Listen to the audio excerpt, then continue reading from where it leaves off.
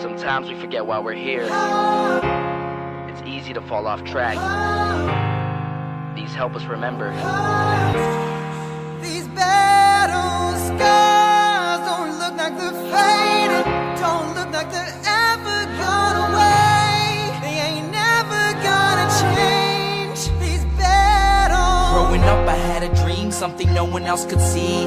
Tell me what it means when your faith is falling beneath your knees and you can't breathe. Everything you see reminds you of what you're not or something you won't be. You gotta take what you're given, that's how we live it. Don't be mad at the system, it's simply how we've existed. I hear a lot of people talking like they politicians and choose to be an accountant because it's safe in the business. Not because they wanna do it, just because they heard it pays. And who the fuck wants to be poor knowing that's how we've been raised? Society is getting heavy, I can feel the weight. The pressure of success is like 100 million pounds of shame. And that's the reason I'm staying up late, trying to find a way to escape the stereotypes this day and age is making me feel like the only way I'll be happy is getting signed to a label and making money through rapping. I wanna share my emotion because this world is attacking the very principle of life that lets the people be happy. If you don't have a reason to breathe, why even live? These battle scars are impressions of everything that it is. Don't look like they're faded, don't look like they're ever gone away. They ain't never gonna change. These battle scars don't look like they're faded, don't look like they're ever gone away. They ain't never gonna change.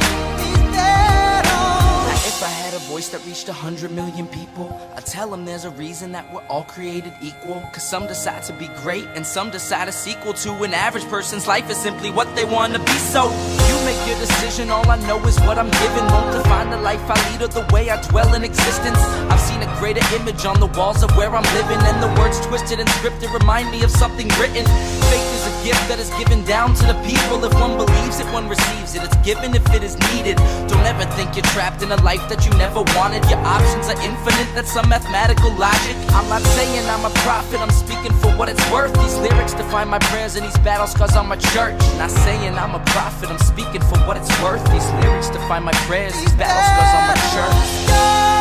Don't look like they're faded, don't look like they're ever gone away. They ain't never gonna change. These battle scars don't look like they're faded, don't look like they're ever gone away. They ain't never gonna change.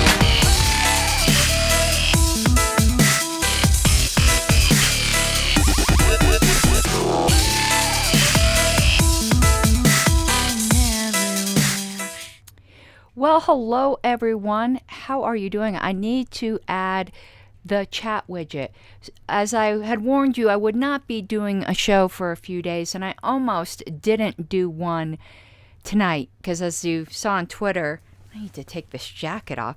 As you saw on Twitter and Facebook, I have not been feeling well, but because I hadn't streamed for a couple nights, it's like, nope, got to get my lazy butt down to the basement and at least stream for today so that there is some values for my patrons. Speaking of my patrons, if you enjoy this type of content, I would truly appreciate your support at patreon.com/Pink Flame of Liberty. Also, please subscribe to this channel if you haven't done so already. It really helps the algorithm. Now, we're going to get right to it. I got in probably last week the latest issue of Ballot Access News. There's really there's really good information in here, but it's not as long as some of the prior ones. So we're going to get through it tonight, but whatever we don't get to, I would encourage you to subscribe to Ballot Access News. You can write Richard Winger at yahoo.com and tell him you would like a subscription. If I read on the back here, it's now $18 a year. You get an issue every month. Richard Winger is a rock star in this field. So definitely recommend that you show him some love. But the first title in the January 2023 Ballot Access News made me smile. It says, New York Democratic ballot access curtailment backfires on party. I just love when that happens. Serves him right. I haven't thoroughly read this, so I'm gonna skim it here. We're gonna go through it. I'm gonna give you the highlights. Again, subscribe to Ballot Access News if you want all the details, but this one we might read in full. It says in 2020, as we all know, the way Larry Sharpe got screwed over, New York vastly increased ballot access requirements under the determined leadership of then Governor killing grannies and smacking fannies, Andrew Cuomo, a Democrat. No other state sharply increased ballot access rules in 2020 or has done so, nor has any Democrat since then introduced a bill to ameliorate it. Yeah, Justin is in chat saying they're still screwed, but let's just at least take a little schadenfreude. I don't know all the details yet. We'll find out here what Winger has to say. It says in 2022, the Democratic Party of New York suffered the greatest decline of any state Democratic Party in the nation. Ooh, I'm so sad. A Politico news story headline, New York Democrats look for someone to blame after election catastrophe. And then it just goes on to show their vote decline, which we know. I mean, there were some Republicans wins in there, but for that, I mean, there already wasn't a red wave. But for New York, there wouldn't have even been a red trickle. Not that I really care one way or another. I'm just noting, I can't stand either of them. But Winger says, is there any connection between the Democratic slump in New York and the new ballot access restrictions? He says, I believe there is. Now, he's going to say something I've said all the time calling out these hypocrites. The Democratic Party for over 50 years has trumpeted the message that it is the champion of voting rights. Bullcrap. In 2004, the National Convention resolved the Democratic Party recognized the right to vote as the most fundamental of all rights in our democracy. Hypocrites. And no duty of the party is more important than protecting the sanctity of that right. It says, voters respond with great disdain to hypocrisy. The New York Democratic Party in 2020 eliminated the ability of voters to vote for the third and fourth largest nationally organized parties in the U.S. No rationale was offered for this act except the insincere claim that public funding was beginning in 2024 for candidates and the state needed to save money by reducing the number of minor party candidates. This was insincere because the state knew that the Second Circuit had already approved Connecticut's public funding program, which basically sends money only to Democratic and Republican nominees. New York is also in the Second Circuit. It said large numbers of voters may not have been aware of these details, but certainly large numbers of voters realized that the Democratic state government had changed the law to give New Yorkers fewer choices on their ballots than at any time since 1946. Democrats suddenly looked less worthy. Another reason the new ballot access law may have hurt the Democratic Party is that when voters are angry, they frequently want to cast protest votes. In 2020, the presence of the Libertarian, Green, and SAM parties on the ballot meant that in 16 of the 27 U.S. House districts, voters could vote for someone from those minor parties. But with these, this is so delicious. But with these three parties off the ballot, they had no U.S. House nominees. It is plausible that some of the votes received by Republicans in 2022 would have gone to minor parties if they had been on the ballot. Screw you, New York Democrats. You got exactly what you deserved. And then he goes on to mention the loss. I'm not trying to minimize the New York LP's loss. It says on December 12th, the Second Circuit refused to hear Libertarian Party of New York versus Board of Elections. Okay. The next page says that Congress passes Electoral Count Reform Act. It deals with presidential electors. I'm not going to get into this too much.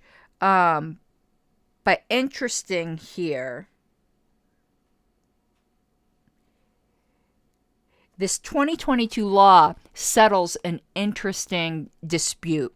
And the dispute was over the majority of electors needed to elect the president.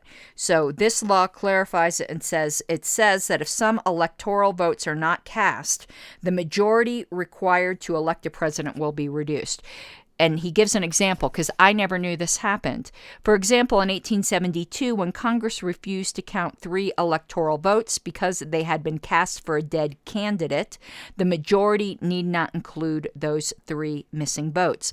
Oddly enough, in all U.S. history, no one had ever determined the meaning of a majority of the electoral vote, so that it was ambiguous whether it was a majority of all the valid electoral votes or the number of potential votes, even invalid ones. Now, I'm not familiar with the laws and stuff, so I'm not looking at any of that language right in front of me, but I'll just say in general, a vote cast for an invalid candidate because they're dead generally would not count. And majority parliamentary-wise is a majority of those present and voting. I don't know. This is really interesting. I'm trying to work it through in my head, but apparently this Electoral Count Reform Act dealt with this issue. I didn't even know that was an issue. So that's super interesting. I'd love to see all the language. Okay, lawsuit news. Arkansas, the state, did not appeal their loss in the Libertarian Party of Arkansas versus Thurston, which struck down the 3% petition for a group to become a qualified party. Delaware, a U.S. District Court, will hold a trial in Adams versus Carney in April. This is the case over the state law that does not allow anyone to be appointed to most judicial posts unless he's a member of the duopoly. We have that. Well, we have it in Colorado that you have to either be registered. It's something similar, registered independent or duopoly, so it excludes all minor party candidates. It's really interesting. Well, interesting as in horrible, but interesting. Georgia. Now, this is the one I'm really following with a lot of interest. On December 21st, the Libertarian Party submitted a massive amount of evidence in the Cowan, and that is Martin Cowan, who is on the LNC, versus Raffensperger, the lawsuit over the 5% petition requirement for U.S. House. This part of the case concerns equal protection, and the evidence shows that the law was passed in 1943 in order to block the Communist Party, and also that the law was tweaked in 1986 in an attempt to discriminate against minor party candidates for district office relative to statewide office. And he always includes really interesting charts that I don't go through on the show. So this gives 2022 vote totals for U.S. Senate. On the back is for U.S. House. And on the next page is for governor. I know a lot of people are really interested in those statistics. Ballot Access News is a great way to get them.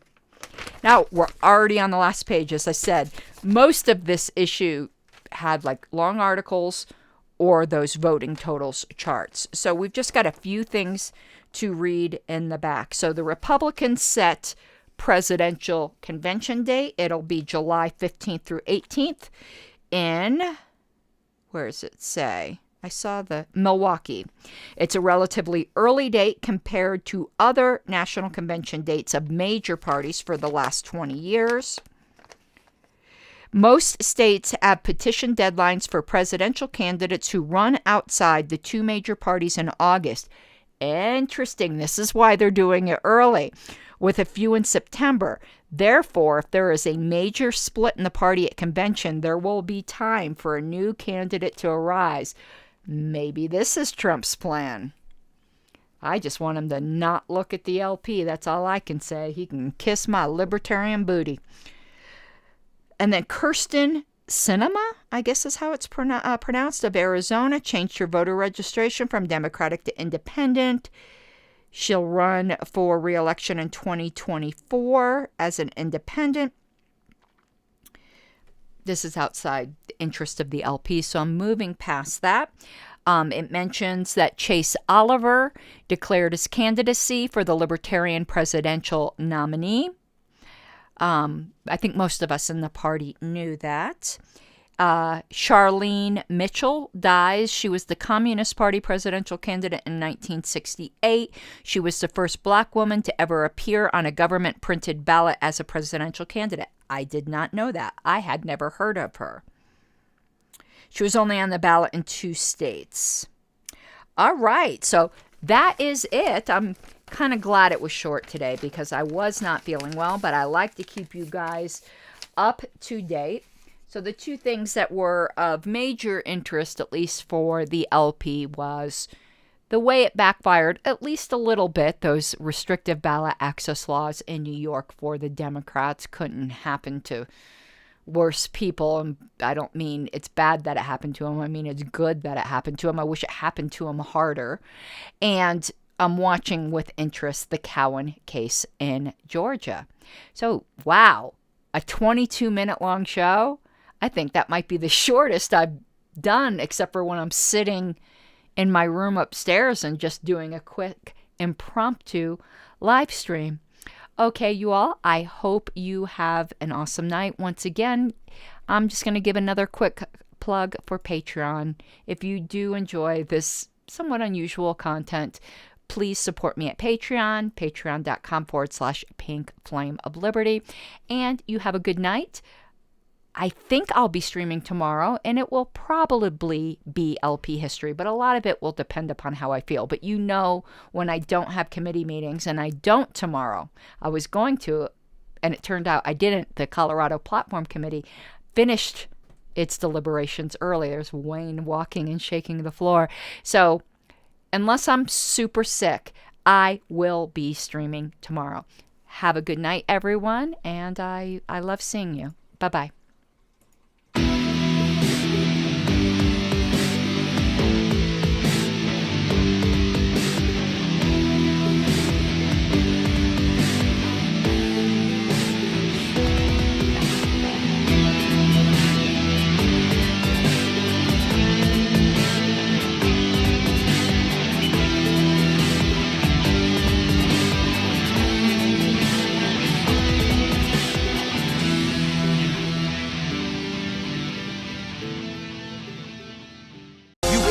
What you're given, that's how we live it. Don't be mad at the system, it's simply how we've existed. I hear a lot of people talking like they politicians, or choose to be an accountant because it's safe in the business.